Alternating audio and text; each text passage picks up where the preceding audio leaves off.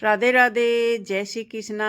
आप सभी का स्वागत है सरोज देवी के बाल गोपाल चैनल पे। तो आज मैं बना रही हूँ गूंद के लड्डू, क्योंकि सर्दियाँ स्टार्ट हो गई है। तो सर्दियों में हमारे हरियाणा में फेमस डिश है ये, जो कि गूंद के लड्डू की, जिसके कमर में दर्द हो, थकान हो, कमजोरी हो, सारी चीज़ों को दूर कर देती है। तो ये मैंने आधी आधी किलो सारी चीज़ ले ली है। आधी किलो मखाने, आधी किलो बादाम, आधी किलो काजू और आधी किलो ये क्या नाम है गूंद, और 2 किलो घी, और ये आधी किलो ही नारियल।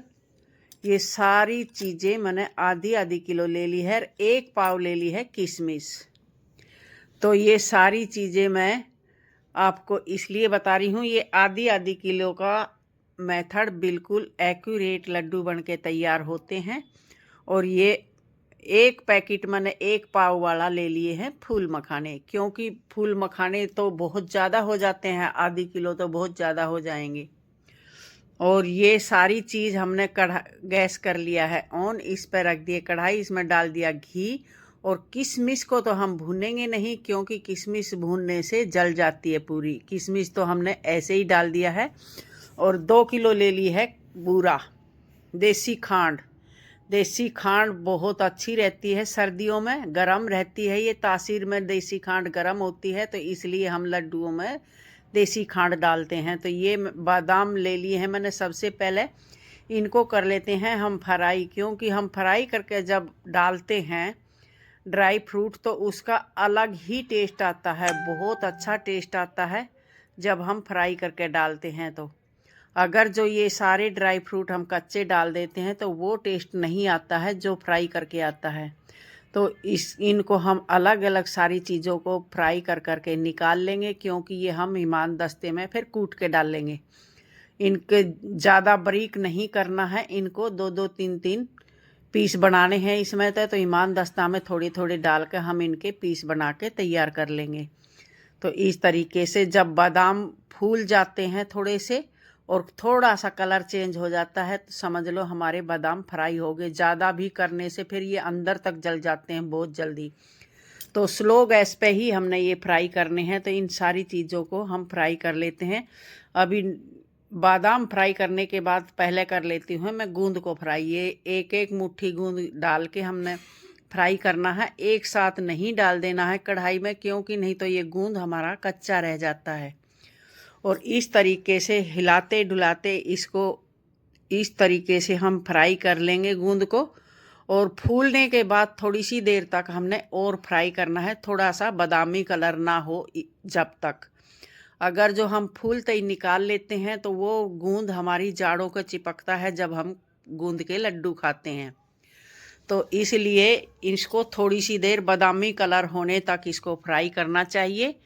बादामी कलर होने तक हम फ्राई करते हैं तो ये गूंद के लड्डू हमारे बहुत टेस्टी बनते हैं, और बिल्कुल भी हमें पता भी नहीं लगेगा हम गूंद के लड्डू खा रहे हैं। बिल्कुल भी हमारी जाड़ के नहीं चिपकेंगे। और इस तरीके से मैं पूरे गूंद को फ्राई कर करके निकाल लूँगी, क्योंकि गूंद को एक साथ हम अगर जो डाल दिया कढ़ाई में तो ये कहीं से कच्चा रह जाएगा, कहीं से जल जाएगा। इसलिए थोड़ा थोड़ा करके इसी तरीके से मैं सारी चीज़ें अपनी फ्राई करके निकाल लेती हूँ। और ये एक एक मुट्ठी से फालतू नहीं डालना है। ये सारी चीज़ें मैंने फ्राई करके निकाल ली है, गूंद भी, नारियल भी और फूल मखाने भी, और भाई ये काजू भी, सारी चीज़ मैंने फ्राई कर ली है। और लास्ट में मैंने गैस को कर दिया है बंद, और क्योंकि ज़्यादा तेल हमारा गर्म हो रहा था, घी सॉरी। तो इस तरीके से अभी हम नारियल को कद्दूकस कर लिया था, आधी किलो गोला था ये सूखा गोला, तो इसको कद्दूकस कर लिया था। और इसको भी हम फ्राई करके डाल लेंगे। फ्राई करके डाल लेंगे तो हमें नू भी नहीं पता लगेगा हमने लड्डुओं में गोला डाल रखा है। और इतना अच्छा क्रंची टेस्ट आता है इसका, बहुत अच्छा। लेकिन ये बिल्कुल कम आंच लेता है, बिल्कुल स्लो गैस करके तब इसको फ्राई करना है। ये अभी भी मैंने गैस बंद कर दिया था तो भी मेरी कढ़ाई थोड़ी सी ज़्यादा गर्म रह गई है, क्योंकि डालते ही थोड़ा सा कलर चेंज हो गया है नारियल गोले का मेरा।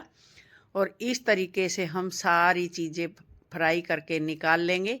आप देख सकते हो। तो इस तरीके से हम अगर जो गोला डालते हैं ना तो इतना क्रंची टेस्ट आता है ना हमारे लड्डुओं में। और इस तरीके से हम अपने काजू और ये मखाने इस तरीके से हम तोड़ कर देख सकते हैं कि हमारे भुन गए या कच्चे हैं। इस तरीके से अगर जो हमारे काजू और ये फूल मखाने टूटते हैं तो हमारे बिल्कुल परफेक्ट भुन के तैयार हो गए हैं।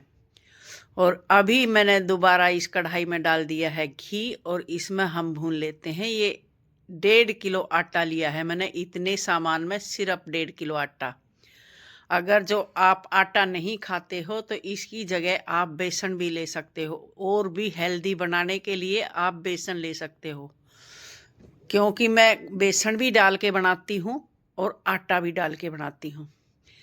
तो बेसन के और बना के मैं आपको दिखाऊंगी। ये मैंने आटा डाल लिया है और बेसन डाल के तो बहुत ही टेस्टी बनते हैं लड्डू। उसका तो मज़ा ही अलग आ जाता है। तो इस तरीके से हम अपने पूरे आटे को भून लेंगे। हम घी में ही आटा भूनती हूँ मैं। अगर जो घी में आटा भूनते हैं तो हमने ऊपर से घी डालने की ज़रूरत नहीं होती है। अगर जो आप घी डाल के आटा नहीं भूनते हो तो सूखा भून लो, फिर ऊपर से घी डाल दो। वो आपके इच्छा है, जैसा आप सही समझो।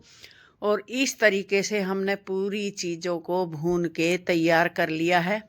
और अभी हम सारी चीज़ों को अच्छी तरीके से मिक्स कर देते हैं। इनको कूट के भी ले लिया है, ईमान दस्ते में कूट भी लिया है और आटा भी भून कर तैयार हो गया है। अभी इन सारी चीज़ों को मिक्स करके अच्छे से इनका मेल जोल मिला के और इतने अच्छे लड्डू बन के तैयार होते हैं। और मेरे ठाकुर जी तो इनको खा के बहुत खुश हो जाते हैं। अभी सर्दी सर्दी तो मेरे ठाकुर जी को सुबह सुबह नाश्ते की ज़रूरत है नहीं, क्योंकि मैं लड्डू बना के रख रही हूँ। तो सुबह उठते ही दूध और एक लड्डू उनके लिए तो सही हो जाएगा, क्योंकि मीठे के मेरे ठाकुर जी है ही शौकीन, बहुत ज़्यादा शौकीन है मेरे ठाकुर जी। और लड्डू खा के तो इतने खुश हो जाते हैं, बहुत ज़्यादा खुश हो जाते हैं। तो मैं मेरे ठाकुर जी के लिए कुछ न कुछ बना के रखती रहती हूँ, क्योंकि सुबह सुबह उठते ही मेरे से नाश्ता नहीं बनता है। तो इनको तो उठते ही खाने के लिए चाहिए। इनकी तो आँख भी तभी खुलती है जब इन्हें खाने के लिए मिल जाता है। ये हमारे लड्डू टेस्टी टेस्टी बन के तैयार हो गए हैं। अगर जो आपको वीडियो अच्छी लगे तो लाइक करना, शेयर करना, सब्सक्राइब करना और कमेंट करके ज़रूर बताना मेरे लड्डू की रेसिपी आपको कैसी लगी। अगर जो अच्छी लगी हो तो कमेंट करके ज़रूर बताना। राधे राधे, जय श्री कृष्णा।